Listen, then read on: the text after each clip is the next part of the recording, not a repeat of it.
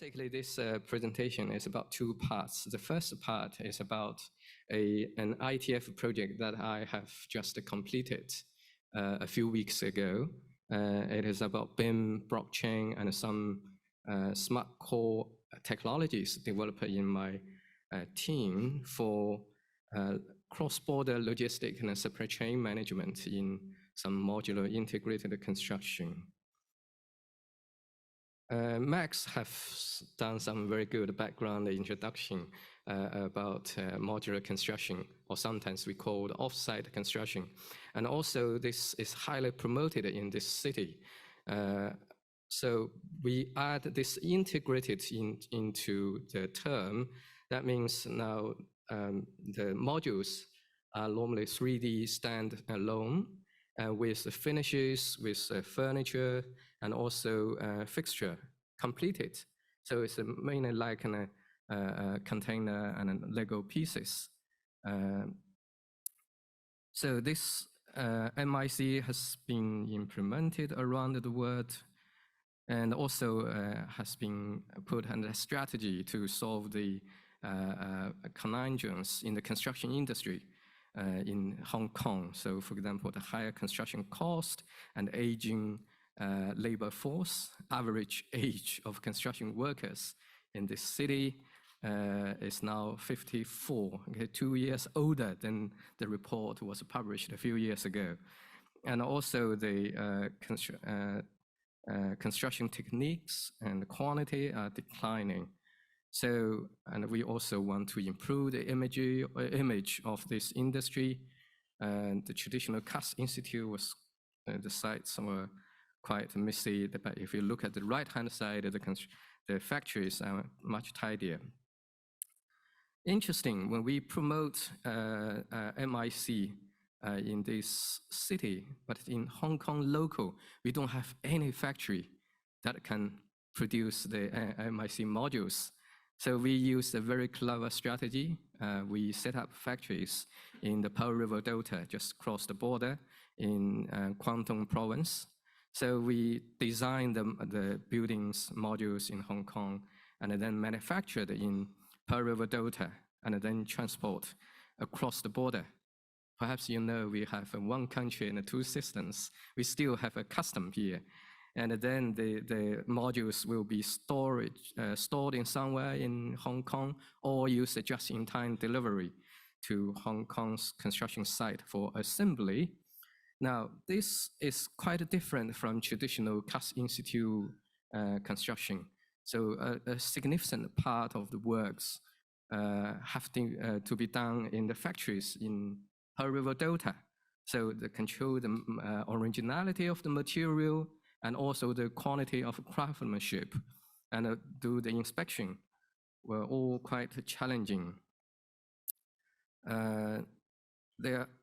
There are some, most of the cases, the construction quality is quite good in this city. So you stayed in the 42 floors, you still feel safe. But sometimes we do have some scandals about quality issues. So now the government and the project clients were quite cautious in looking at the quality and then inspection conducted in Pearl River Delta factories. So they look into blockchain and some other digital technologies. So in this project, we aimed to develop a mobile platform to achieve the digitalization of MIC logistics and supply chain. We focus on three scenarios. The one is the production process, and then the cross-border logistic, and then finally the installation. So Hong Kong U, and from Hong Kong U, by the way, is now a massive construction site. Okay, we have numerous construction projects. Some of the student dormitories and also staff quarters, we adopt this MIC technology. So the estate office granted me to access an MIC student dormitory for the pilot of this study. So if you look at this, it's basically 2 towers with 17 floors to provide 100 1,200 hostel places. So I developed 3 apps. Okay, the first one is called E-Instar. It's basically for the quality inspection in the factory, and then E-Transstar is for cross-border logistics and transportation, and the third one is called E-Install Star. It's mainly for on-site installation of the MIC modules. So the contractor and the consultant are very capable. They decompose the inspection tasks into this Excel form.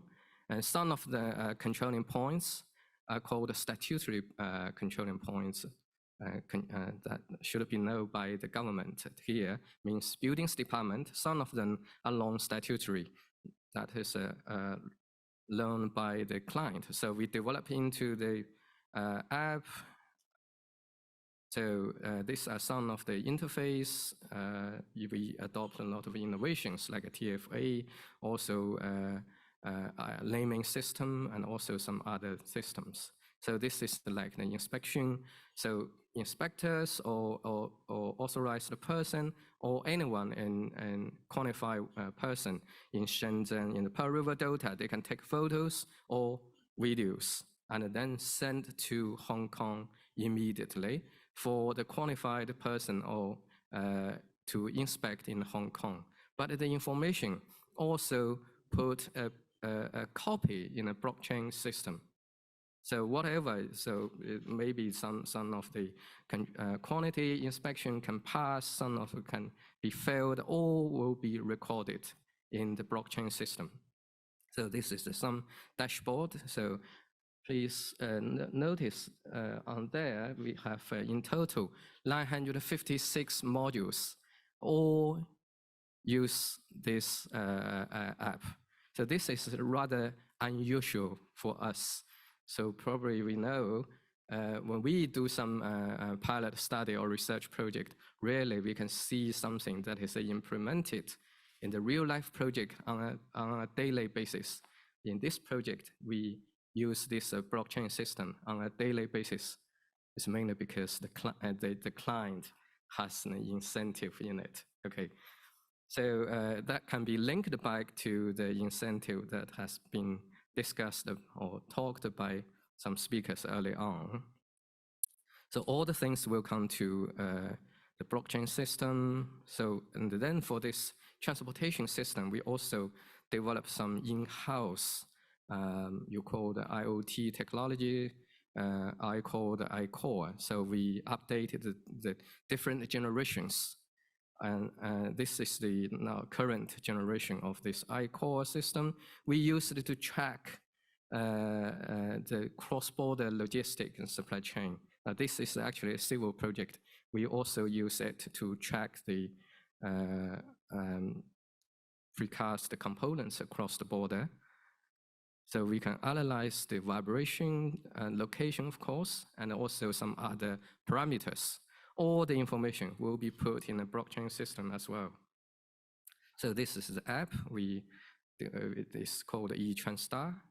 Okay, and the third one is for the on-site installation. So you have a plan, okay, that is accessible through your app and also your web-based system on how the individual modules will be installed one after another.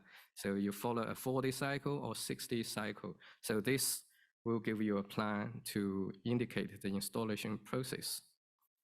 Okay, we organize some mock-up site. We have invited most of the related government officials and institutions to visit the site. Also invite me to, we got some awards, AAC Best Paper Award, and also the Building Smart Award about Open BIM. So all these are glories that has been done, okay? So we recently completed the project. But I have a few thoughts. I think that will be useful for us to carry on this. We have still 5 minutes left. I noticed that. So a few thoughts on the way ahead for us if we really bring this blockchain to the real ground, construction ground. So the first one is visualizing.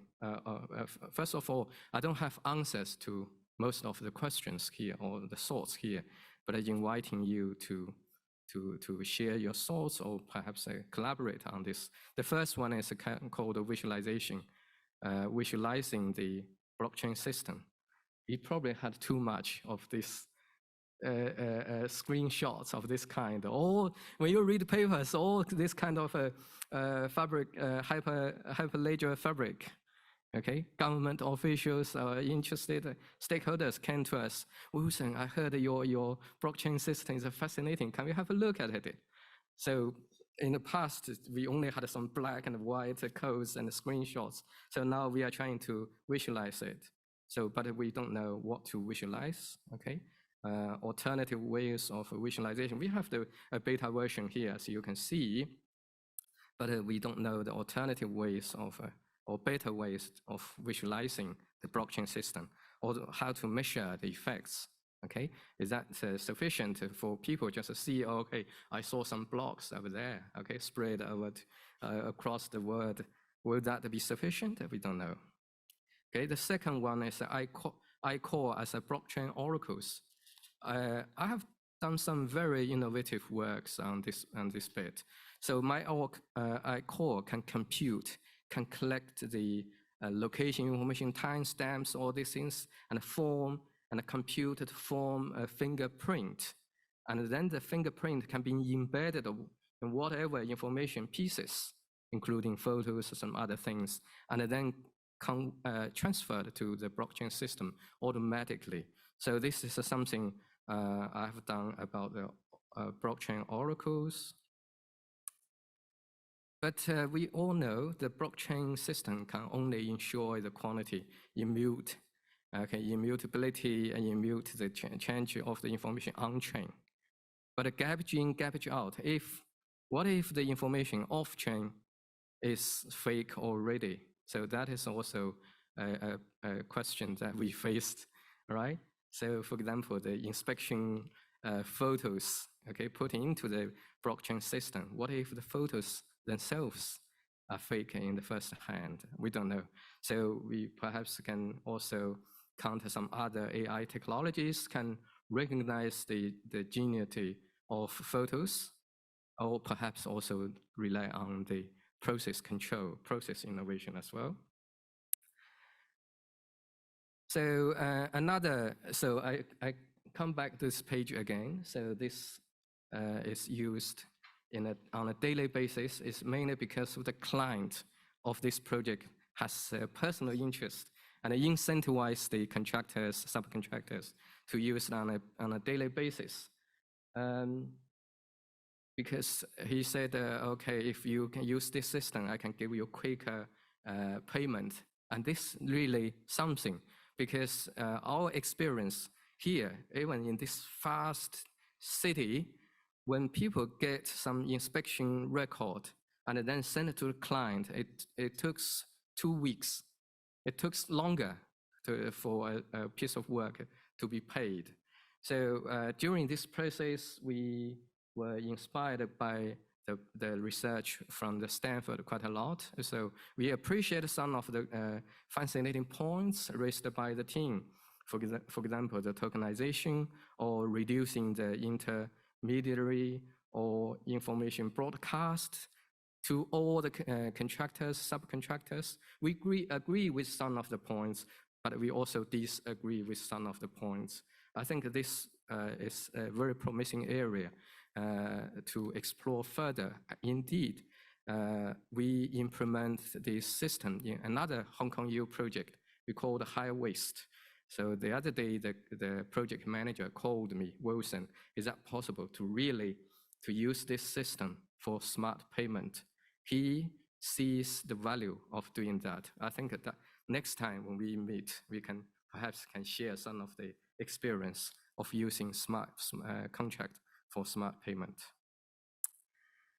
Okay, this is the last page, time's up. Okay, so what kind of a blockchain platform topology to use?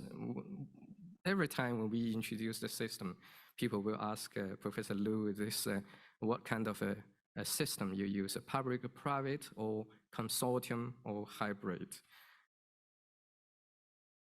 This is also, I think it is quite inspiring a question given by our industry people the other day.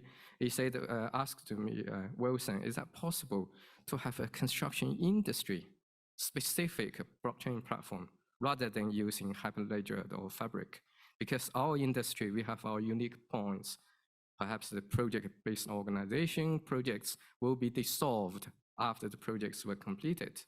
And indeed, the second one is the people often say construction, particularly for small to medium enterprises, they don't have the manpower, they don't have the expertise or the financial support to develop a whole blockchain system, okay, of their own, whether it is possible to provide such subscription devices, services to them. I think these are also a very interesting point if we really look into the business of blockchain in the construction industry.